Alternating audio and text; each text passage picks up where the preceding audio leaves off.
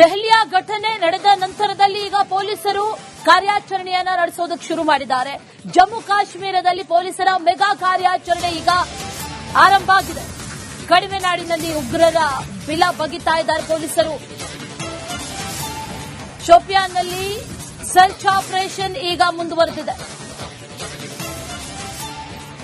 ಜೆಇಐ ಕಾರ್ಯಕರ್ತರ ನಿವಾಸಗಳಲ್ಲಿ ತನಿಖಾಧಿಕಾರಿಗಳು ಶೋಧ ಕಾರ್ಯವನ್ನು ನಡೆಸ್ತಾ ಇದ್ದಾರೆ.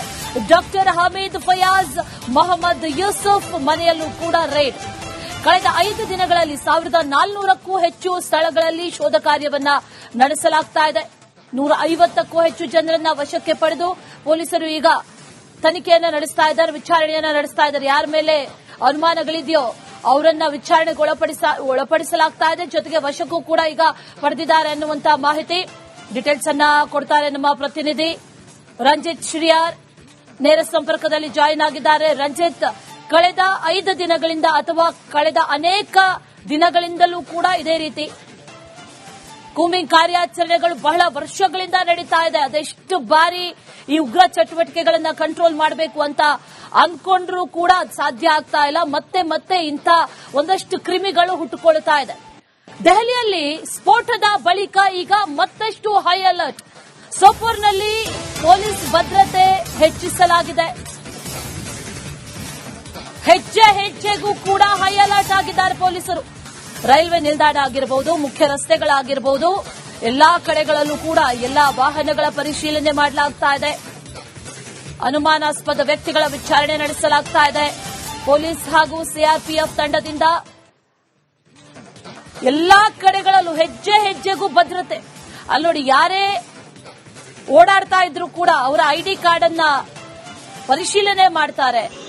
ಯಾವುದೇ ಕಾರಣಕ್ಕೂ ಯಾರೂ ಕೂಡ ಒಳನುಸುಳೋದಕ್ಕೆ ಅಥವಾ ಎಸ್ಕೇಪ್ ಆಗೋದಕ್ಕೆ ಸಾಧ್ಯನೇ ಇಲ್ಲ ಅನ್ನುವಂತಹ ನಿಟ್ಟಿನಲ್ಲಿ ಭದ್ರತೆಯನ್ನ ಹೆಚ್ಚಿಸಲಾಗಿದೆ. ಸ್ಫೋಟ ನಡೆದ ಬಳಿಕ ಮತ್ತಷ್ಟು ಹೈ ಅಲರ್ಟ್ ಆಗಿದ್ದಾರೆ ಪೊಲೀಸರು. ಸೋಪೋರ್ನಲ್ಲಿ, ಜಮ್ಮು ಕಾಶ್ಮೀರದ ಸೋಪೋರ್ ಸೆಕ್ಟರ್ನ ದೃಶ್ಯಾವಳಿಗಳನ್ನ ಗಮನಿಸ್ತಾ ಇದ್ದೀವಿ. ಅಲ್ಲಿ ಈಗ ಹೈ ಅಲರ್ಟ್ ಆಗಿದ್ದಾರೆ. ಎಲ್ಲಾ ರೀತಿಯ ಭದ್ರತೆಗಳನ್ನ ಕೂಡ ನೀಡಲಾಗಿದೆ. ಜಮ್ಮು ಕಾಶ್ಮೀರದ ಸೋಪೋರ್ ಸೆಕ್ಟರ್, ಆ ಸೋಪೋರ್ ಸೆಕ್ಟರ್ನಲ್ಲಿ ಎಲ್ಲಾ ಕಡೆಗಳಲ್ಲೂ ಕೂಡ ಭದ್ರತೆ. ರೈಲ್ವೆ ನಿಲ್ದಾಣಗಳಿರಬಹುದು, ಜನವಸತಿ ಕೇಂದ್ರಗಳಿರಬಹುದು, ಅಲ್ಲಿ ಹೆಜ್ಜೆಗೂ ಭದ್ರತೆಯನ್ನ ನೀಡಲಾಗ್ತಾ ಇದೆ. ಇದರ ಪರಿಶೀಲನೆಯನ್ನ ನಡೆಸಲಾಗ್ತಾ ಇದೆ. ಐಡಿ ಕಾರ್ಡ್ಗಳು ಪರಿಶೀಲನೆ ನಡೆಸ್ತಾ ಇದ್ದಾರೆ. ಯಾರೇ ಬಂದರೂ ವಿದೌಟ್ ಐಡಿ ಕಾರ್ಡ್ ಅಥವಾ ಗುರುತಿನ ಚೀಟಿ ಇಲ್ಲದೆ ಯಾರಿಗೂ ಕೂಡ ಅವಕಾಶ ಇರೋದಿಲ್ಲ.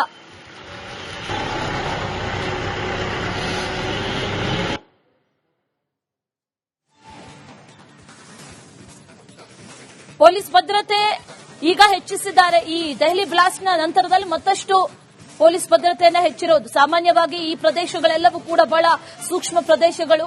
ಅವಾಗ ಗುಂಡಿನ ಚಕಮಕಿ ಇಂಥದ್ದೆಲ್ಲ ನಡೆಯುವಂತಹ ಪ್ರದೇಶಗಳು ಸೋಪೋರ್ ಸೆಕ್ಟರ್. ಅಲ್ಲಿ ಭದ್ರತೆಯನ್ನ ಹೆಚ್ಚಿಸಿದ್ದಾರೆ. ಮತ್ತೊಂದು ಕಡೆಯಲ್ಲಿ ಈ ಘಟನೆ ನಡೆದಂತಹ ಸ್ಥಳ, ಸ್ಫೋಟ ನಡೆದಂತಹ ಸ್ಥಳದಲ್ಲಿ ಈಗಲೂ ಕೂಡ ತನಿಖೆ ಚುರುಕುಗೊಳಿಸಿದ್ದಾರೆ ಪೊಲೀಸರು. ಡೀಟೇಲ್ಸ್ ಅನ್ನ ಕೊಡ್ತಾರೆ ನಮ್ಮ ಪ್ರತಿನಿಧಿ ರಂಜಿತ್. ನೇರ ಸಂಪರ್ಕದಲ್ಲಿ ಜಾಯಿನ್ ಆಗಿದ್ದಾರೆ. ರಂಜಿತ್, ಒಂದು ಕಡೆಯಲ್ಲಿ ಪೊಲೀಸರ ತನಿಖೆ ಚುರುಕುಗೊಳ್ತಾ ಇದೆ, ಮತ್ತೊಂದಷ್ಟು ಜನ ಈಗ ಸಿಕ್ಕಾಕೊಳ್ತಾ ಇದ್ದಾರೆ. ಮತ್ತೊಬ್ಬ ಡಾಕ್ಟರ್ ಈಗ ಸಿಕ್ಕಾಕೊಂಡಿರೋದು. ಅದರ ಜೊತೆಯಲ್ಲಿ ತನಿಖೆಯ ಜೊತೆಯಲ್ಲಿ ಭದ್ರತೆಯನ್ನ ಕೂಡ ಹೆಚ್ಚಿಸಿದ್ದಾರೆ. ಡೀಟೇಲ್ಸ್ ಕೊಡ್ತಾ ಹೋಗೋದಾದ್ರೆ ರಂಜಿತ್.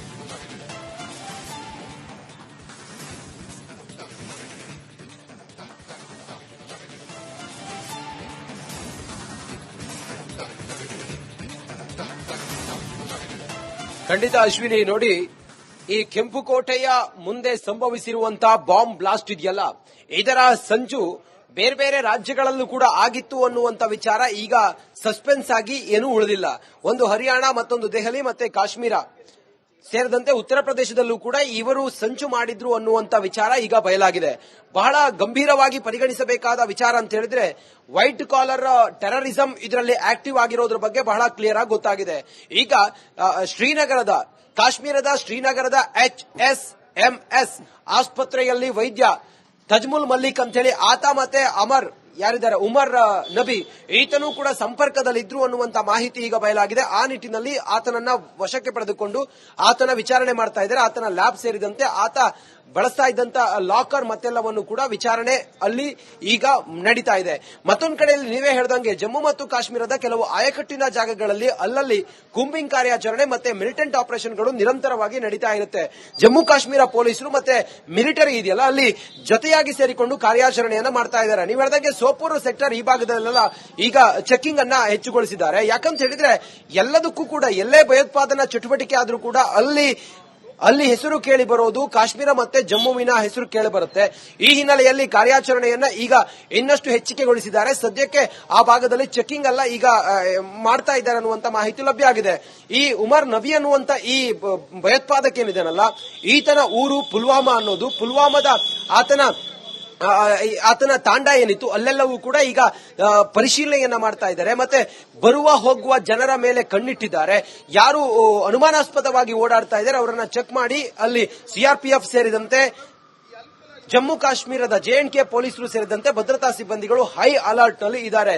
ಜಮ್ಮು ಕಾಶ್ಮೀರದ ಲಿಂಕ್ ಈ ಎಲ್ಲಾ ಡಾಕ್ಟರ್ಗಳಿಗೆ, ಬಂಧನ ಆಗಿರುವಂತಹ ಡಾಕ್ಟರ್ಗಳಿಗೂ ಕೂಡ ಇರೋದ್ರಿಂದಾಗಿ ಬಹುಶಃ ಜಮ್ಮು ಕಾಶ್ಮೀರದಲ್ಲಿ ಟೈಟ್ ಸೆಕ್ಯೂರಿಟಿಯನ್ನ ವಿಧಿಸಲಾಗಿದೆ.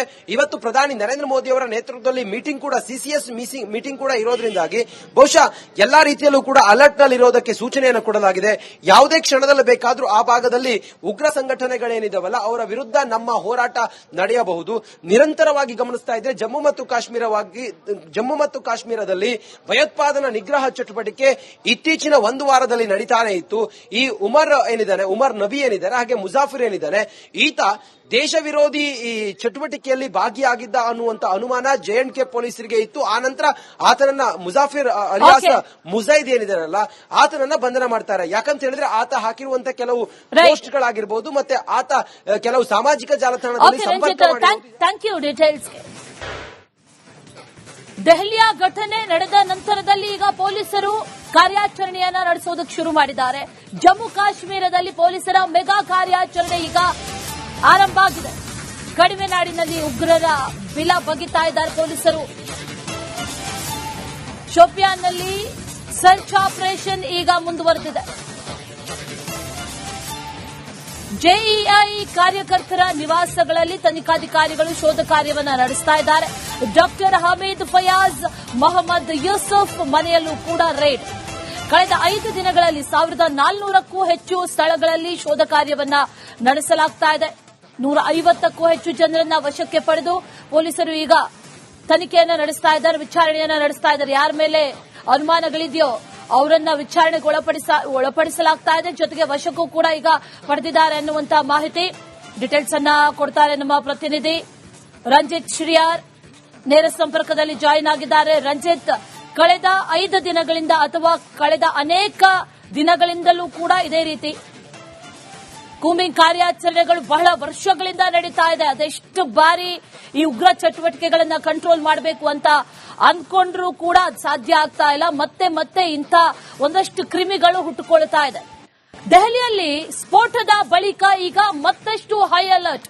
ಸೋಪೋರ್ನಲ್ಲಿ ಪೊಲೀಸ್ ಭದ್ರತೆ ಹೆಚ್ಚಿಸಲಾಗಿದೆ. ಹೆಜ್ಜೆಗೂ ಕೂಡ ಹೈ ಅಲರ್ಟ್ ಆಗಿದ್ದಾರೆ ಪೊಲೀಸರು. ರೈಲ್ವೆ ನಿಲ್ದಾಣ ಆಗಿರಬಹುದು, ಮುಖ್ಯ ರಸ್ತೆಗಳಾಗಿರಬಹುದು, ಎಲ್ಲಾ ಕಡೆಗಳಲ್ಲೂ ಕೂಡ ಎಲ್ಲಾ ವಾಹನಗಳ ಪರಿಶೀಲನೆ ಮಾಡಲಾಗ್ತಾ ಇದೆ. ಅನುಮಾನಾಸ್ಪದ ವ್ಯಕ್ತಿಗಳ ವಿಚಾರಣೆ ನಡೆಸಲಾಗ್ತಾ ಇದೆ. ಪೊಲೀಸ್ ಹಾಗೂ ಸಿಆರ್ಪಿಎಫ್ ತಂಡದಿಂದ ಎಲ್ಲಾ ಕಡೆಗಳಲ್ಲೂ ಹೆಜ್ಜೆಗೂ ಭದ್ರತೆ. ಅಲ್ಲಿ ನೋಡಿ, ಯಾರೇ ಓಡಾಡ್ತಾ ಇದ್ರು ಕೂಡ ಅವರ ಐಡಿ ಕಾರ್ಡ್ ಅನ್ನ ಪರಿಶೀಲನೆ ಮಾಡ್ತಾರೆ. ಯಾವುದೇ ಕಾರಣಕ್ಕೂ ಯಾರೂ ಕೂಡ ಒಳನುಸುಳೋದಕ್ಕೆ ಅಥವಾ ಎಸ್ಕೇಪ್ ಆಗೋದಕ್ಕೆ ಸಾಧ್ಯನೇ ಇಲ್ಲ ಅನ್ನುವಂತಹ ನಿಟ್ಟಿನಲ್ಲಿ ಭದ್ರತೆಯನ್ನ ಹೆಚ್ಚಿಸಲಾಗಿದೆ. ಸ್ಫೋಟ ನಡೆದ ಬಳಿಕ ಮತ್ತಷ್ಟು ಹೈ ಅಲರ್ಟ್ ಆಗಿದ್ದಾರೆ ಪೊಲೀಸರು. ಸೋಪೋರ್ನಲ್ಲಿ, ಜಮ್ಮು ಕಾಶ್ಮೀರದ ಸೋಪೋರ್ ಸೆಕ್ಟರ್ನ ದೃಶ್ಯಾವಳಿಗಳನ್ನ ಗಮನಿಸ್ತಾ ಇದ್ದೀವಿ. ಅಲ್ಲಿ ಈಗ ಹೈ ಅಲರ್ಟ್ ಆಗಿದ್ದಾರೆ. ಎಲ್ಲಾ ರೀತಿಯ ಭದ್ರತೆಗಳನ್ನ ಕೂಡ ನೀಡಲಾಗಿದೆ.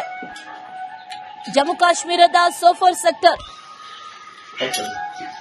ಆ ಸೋಪೋರ್ ಸೆಕ್ಟರ್ನಲ್ಲಿ ಎಲ್ಲಾ ಕಡೆಗಳಲ್ಲೂ ಕೂಡ ಭದ್ರತೆ. ರೈಲ್ವೆ ನಿಲ್ದಾಣಗಳಿರಬಹುದು, ಜನವಸತಿ ಕೇಂದ್ರಗಳಿರಬಹುದು, ಅಲ್ಲಿ ಹೆಜ್ಜೆಗೂ ಭದ್ರತೆಯನ್ನ ನೀಡಲಾಗ್ತಾ ಇದೆ. ಇದರ ಪರಿಶೀಲನೆಯನ್ನ ನಡೆಸಲಾಗ್ತಾ ಇದೆ. ಐಡಿ ಕಾರ್ಡ್ಗಳು ಪರಿಶೀಲನೆ ನಡೆಸ್ತಾ ಇದ್ದಾರೆ. ಯಾರೇ ಬಂದರೂ ವಿದೌಟ್ ಐಡಿ ಕಾರ್ಡ್ ಅಥವಾ ಗುರುತಿನ ಚೀಟಿ ಇಲ್ಲದೆ ಯಾರಿಗೂ ಕೂಡ ಅವಕಾಶ ಇರೋದಿಲ್ಲ.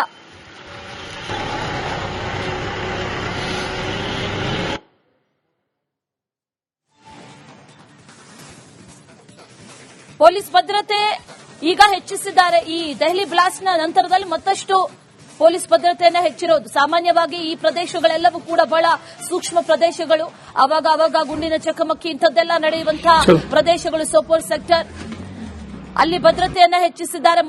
ಮತ್ತೊಂದು ಕಡೆಯಲ್ಲಿ ಈ ಘಟನೆ ನಡೆದಂತಹ ಸ್ಥಳ, ಸ್ಫೋಟ ನಡೆದಂತಹ ಸ್ಥಳದಲ್ಲಿ ಈಗಲೂ ಕೂಡ ತನಿಖೆ ಚುರುಕುಗೊಳಿಸಿದ್ದಾರೆ ಪೊಲೀಸರು. ಡೀಟೇಲ್ಸ್ ಅನ್ನ ಕೊಡ್ತಾರೆ ನಮ್ಮ ಪ್ರತಿನಿಧಿ ರಂಜಿತ್, ನೇರ ಸಂಪರ್ಕದಲ್ಲಿ ಜಾಯಿನ್ ಆಗಿದ್ದಾರೆ. ರಂಜಿತ್, ಒಂದು ಕಡೆಯಲ್ಲಿ ಪೊಲೀಸರ ತನಿಖೆ ಚುರುಕುಗೊಳ್ತಾ ಇದೆ, ಮತ್ತೊಂದಷ್ಟು ಜನ ಈಗ ಸಿಕ್ಕಾಕೊಳ್ತಾ ಇದ್ದಾರೆ, ಮತ್ತೊಬ್ಬ ಡಾಕ್ಟರ್ ಈಗ ಸಿಕ್ಕಾಕೊಂಡಿರೋದು, ಅದರ ಜೊತೆಯಲ್ಲಿ ತನಿಖೆಯ ಜೊತೆಯಲ್ಲಿ ಭದ್ರತೆಯನ್ನ ಕೂಡ ಹೆಚ್ಚಿಸಿದ್ದಾರೆ. ಡೀಟೇಲ್ಸ್ ಕೊಡ್ತಾ ಹೋಗೋದಾದ್ರೆ ರಂಜಿತ್.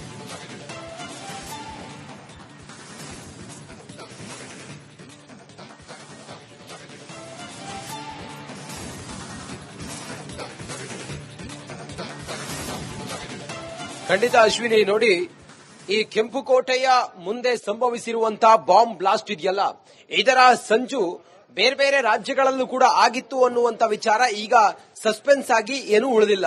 ಒಂದು ಹರಿಯಾಣ, ಮತ್ತೊಂದು ದೆಹಲಿ, ಮತ್ತೆ ಕಾಶ್ಮೀರ ಸೇರಿದಂತೆ ಉತ್ತರ ಪ್ರದೇಶದಲ್ಲೂ ಕೂಡ ಇವರು ಸಂಚು ಮಾಡಿದ್ರು ಅನ್ನುವಂತ ವಿಚಾರ ಈಗ ಬಯಲಾಗಿದೆ. ಬಹಳ ಗಂಭೀರವಾಗಿ ಪರಿಗಣಿಸಬೇಕಾದ ವಿಚಾರ ಅಂತ ಹೇಳಿದ್ರೆ ವೈಟ್ ಕಾಲರ್ ಟೆರರಿಸಂ ಇದರಲ್ಲಿ ಆಕ್ಟಿವ್ ಆಗಿರೋದ್ರ ಬಗ್ಗೆ ಬಹಳ ಕ್ಲಿಯರ್ ಆಗಿ ಗೊತ್ತಾಗಿದೆ. ಈಗ ಕಾಶ್ಮೀರದ ಶ್ರೀನಗರದ HSMS ಆಸ್ಪತ್ರೆಯಲ್ಲಿ ವೈದ್ಯ ತಜ್ಮುಲ್ ಮಲ್ಲಿಕ್ ಅಂತೇಳಿ ಆತ ಮತ್ತೆ ಉಮರ್ ನಬಿ ಈತನೂ ಕೂಡ ಸಂಪರ್ಕದಲ್ಲಿದ್ರು ಅನ್ನುವಂತ ಮಾಹಿತಿ ಈಗ ಬಯಲಾಗಿದೆ. ಆ ನಿಟ್ಟಿನಲ್ಲಿ ಆತನನ್ನ ವಶಕ್ಕೆ ಪಡೆದುಕೊಂಡು ಆತನ ವಿಚಾರಣೆ ಮಾಡ್ತಾ ಇದ್ದಾರೆ. ಆತನ ಲ್ಯಾಬ್ ಸೇರಿದಂತೆ ಆತ ಬಳಸ್ತಾ ಇದ್ದಂತ ಲಾಕರ್ ಮತ್ತೆಲ್ಲವನ್ನು ಕೂಡ ವಿಚಾರಣೆ ಅಲ್ಲಿ ಈಗ ನಡೀತಾ ಇದೆ. ಮತ್ತೊಂದು ಕಡೆಯಲ್ಲಿ ನೀವೇ ಹೇಳಿದಂಗೆ ಜಮ್ಮು ಮತ್ತು ಕಾಶ್ಮೀರದ ಕೆಲವು ಆಯಕಟ್ಟಿನ ಜಾಗಗಳಲ್ಲಿ ಅಲ್ಲಲ್ಲಿ ಕೂಂಬಿಂಗ್ ಕಾರ್ಯಾಚರಣೆ ಮತ್ತೆ ಮಿಲಿಟೆಂಟ್ ಆಪರೇಷನ್ಗಳು ನಿರಂತರವಾಗಿ ನಡೀತಾ ಇರುತ್ತೆ. ಜಮ್ಮು ಕಾಶ್ಮೀರ ಪೊಲೀಸರು ಮತ್ತೆ ಮಿಲಿಟರಿ ಇದೆಯಲ್ಲ, ಅಲ್ಲಿ ಜೊತೆಯಾಗಿ ಸೇರಿಕೊಂಡು ಕಾರ್ಯಾಚರಣೆಯನ್ನ ಮಾಡ್ತಾ ಇದ್ದಾರೆ. ನೀವು ಹೇಳಿದಂಗೆ ಸೋಪೂರ್ ಸೆಕ್ಟರ್ ಈ ಭಾಗದಲ್ಲೆಲ್ಲ ಈಗ ಚೆಕಿಂಗ್ ಅನ್ನ ಹೆಚ್ಚುಗೊಳಿಸಿದ್ದಾರೆ. ಯಾಕಂತ ಹೇಳಿದ್ರೆ ಎಲ್ಲದಕ್ಕೂ ಕೂಡ ಎಲ್ಲೇ ಭಯೋತ್ಪಾದನಾ ಚಟುವಟಿಕೆ ಆದ್ರೂ ಕೂಡ ಅಲ್ಲಿ ಹೆಸರು ಕೇಳಿ ಬರೋದು ಕಾಶ್ಮೀರ ಮತ್ತೆ ಜಮ್ಮುವಿನ ಹೆಸರು ಕೇಳಿ ಬರುತ್ತೆ. ಈ ಹಿನ್ನೆಲೆಯಲ್ಲಿ ಕಾರ್ಯಾಚರಣೆಯನ್ನ ಈಗ ಇನ್ನಷ್ಟು ಹೆಚ್ಚಿಕೆಗೊಳಿಸಿದ್ದಾರೆ. ಸದ್ಯಕ್ಕೆ ಆ ಭಾಗದಲ್ಲಿ ಚೆಕಿಂಗ್ ಎಲ್ಲ ಈಗ ಮಾಡ್ತಾ ಇದ್ದಾರೆ ಅನ್ನುವಂತ ಮಾಹಿತಿ ಲಭ್ಯ ಆಗಿದೆ. ಈ ಉಮರ್ ನಬಿ ಅನ್ನುವಂತ ಈ ಭಯೋತ್ಪಾದಕ ಏನಿದೆನಲ್ಲ, ಈತನ ಊರು ಪುಲ್ವಾಮಾ ಅನ್ನೋದು. ಪುಲ್ವಾಮಾದ